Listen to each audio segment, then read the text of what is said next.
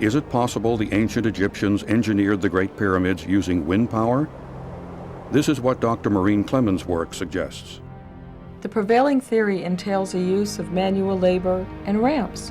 And I think the Egyptians were smart. They used a combination of ramps to walk on, manual labor to manipulate the work, as well as kites. So I don't think one excludes the other. I think our theory is one that can enhance and augment the current prevailing theories. The Egyptians were accomplished sailors. They were familiar with the wind. Could they have taken that technology from the boats and brought it on shore to be used on land? We're right at the exciting beginning part of this research. Perseverance is probably the most critical element to an innovation because you can't let it stop, you can't let it wait, you have to make it happen. What did the Egyptians have? What did they use? If you were in the same situation, how would you take what you have at your fingertips and make it work? So I took a deep breath, filled my lungs. I don't think I breathed for 20 minutes. But when I finished, they ran the equations on a napkin, and they said all they needed to upright a 100-ton obelisk was 6 minutes and 47 seconds. If you look at a sail on a sailing vessel, it has a lot of pull. It literally pulls the vessel through the water. And the interesting thing about kites is they not just provide pull, but they can provide lift. So you're actually able to work in a three-dimensional environment. How many men does it take to rip an oak tree out of the ground? And a high wind can happen in seconds.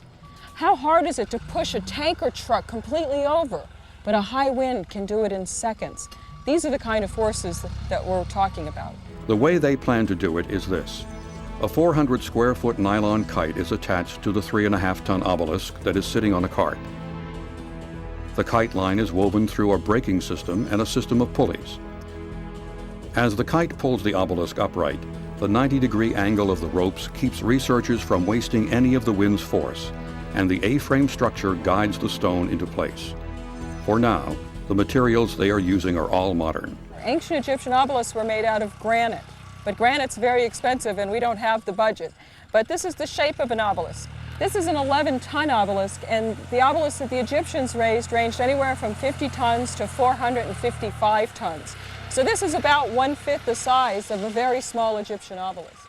The Egyptians didn't use steel, and they certainly weren't welders. So what did they use? So what we did is we got some telephone poles, and we're going to be creating a scaffolding made out of wood. Obviously, the Egyptians didn't have telephone poles, but what they did have was cedar. As a matter of fact, the Egyptians imported cedar and pine from Lebanon. These telephone poles are made out of pine. My sense is by doing research and doing actual field work, even on a modest scale, we might be able to identify some of the tools and techniques that we could apply to something of this magnitude. Will there be things we will never know? Yes, but that doesn't mean we have to stop looking.